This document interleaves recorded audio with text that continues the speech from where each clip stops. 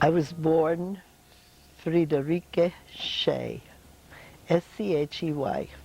My father's name was Emil, and my mother's name was Olga. I was born in Hungary only because the nearest hospital was on Hungarian soil, but immediately after the hospital stay, I was brought into my hometown where I was raised in Austria, and the name was Grosspetersdorf, which means Great Peter's Village. And my father had a store there right in the middle of the village, right next to the church, and there was a street between the church and our house which took up the whole little street took up the size of our house, and so they named it after us Shea Street. When I was gone a long time and hadn't been back in 28 years, I came into this village, and there was a little boy, of course, that I didn't know, and he didn't know me. And I said, "What do you call this street?" Because there was no sign there to tell you. And he says, "Oh, that's the Scheigassel," meaning that's the Shea Street. So the name remained. Anyway, I was in this little village, and I went through 4 years of grammar school there, and it was a village of 2,000 inhabitants, and I can only tell you that every dog and cat and goose that was running on the street knew us.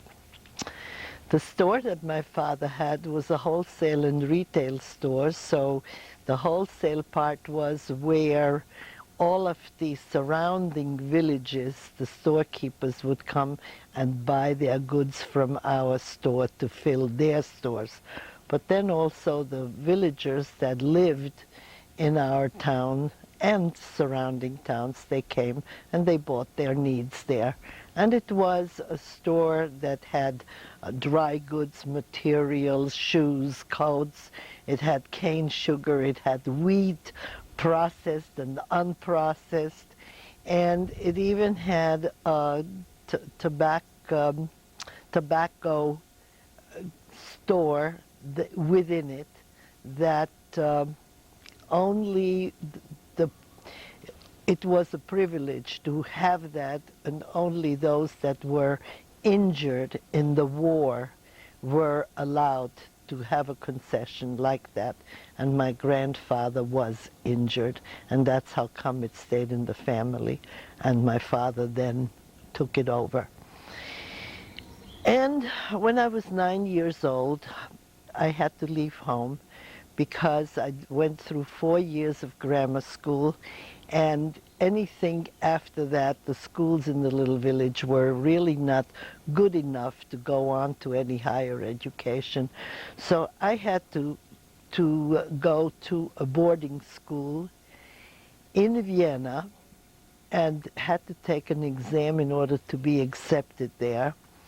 And at the age of 9.5, it was a very rough experience, because I certainly was a very cared for child, and all of a sudden I was among strangers, and as I found out later on, very anti-Semitic ones, because there were a number of hundred, I don't recall how many hundred, girls in there, and amongst all of these hundreds, I was only one of 3 Jewish kids.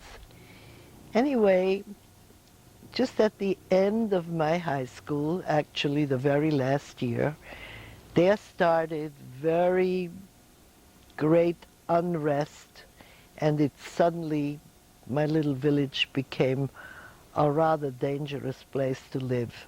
So I left school and I ran home to the parents, and I went back to school until I was told finally at the very end of it, it was just before the graduation, that Jewish children can't graduate and can't stay in the school. They had to leave.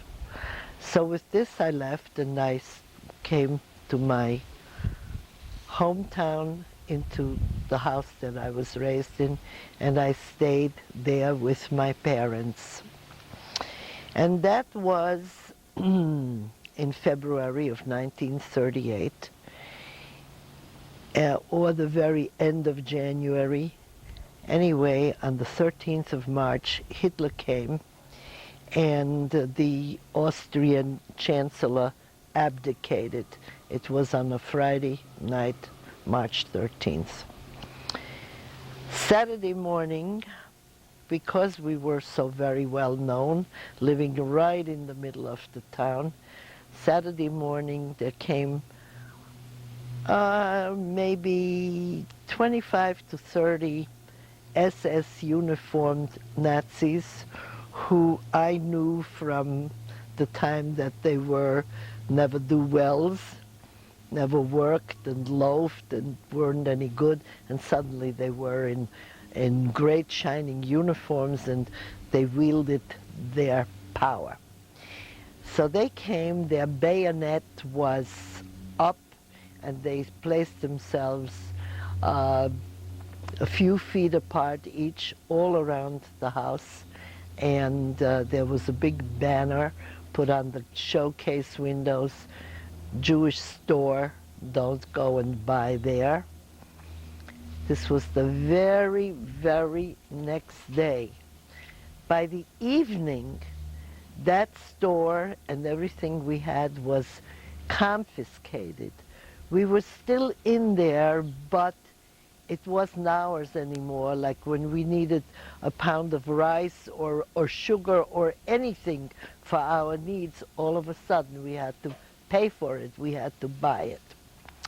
And these Nazis in the morning, they came into the house and looked whatever there was to take, like my mother had a coin collection and gold pieces that were valuable. Whatever they found, they took.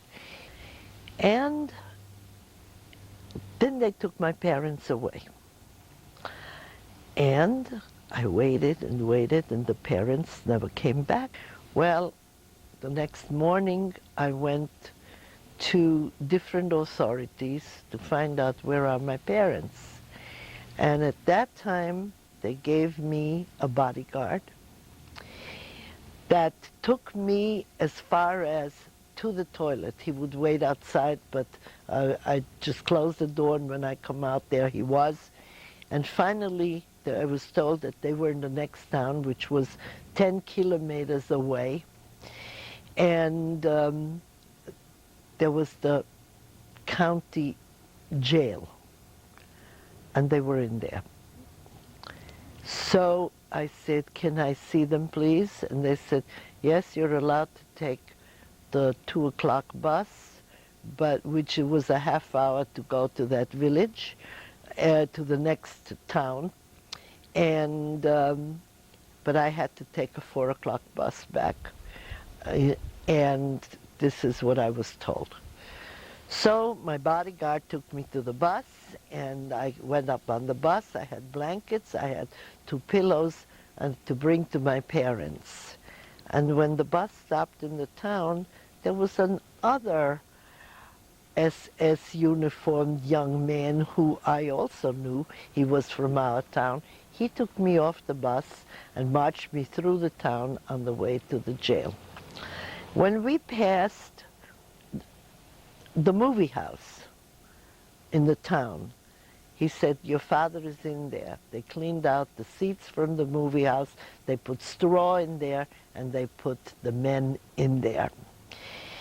So I said, I want to stop and I want to go and see my father. And he said, on the way back. He said, on the way back. Right now you're going to your mother. So I went, and when he brought me to the jail, there was the jail keeper, the one with all the keys, and he handed me over to him, and the jail keeper took me upstairs into a cell. There was one after the other. They all looked alike, and they all had a little window sort of in the door to look out to see what's in the corridor.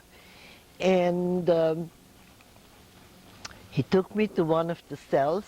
He opened the door with his key, and then he closed the door behind me wordlessly, and here I was in jail.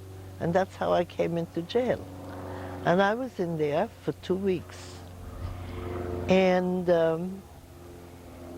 there was a great lot of confusion at the time where the people in power, one hand didn't know what the other one was doing, and so they ran out of space, but they wanted to hurt Jewish people more and more and more, and sort of gather them up and put them into jail. But now they needed to make room. So they decided, the room that I was in, which was the cell, with my mother and a bunch of other women, they decided to let some go. And so they decided to send my mother home. She was there a week.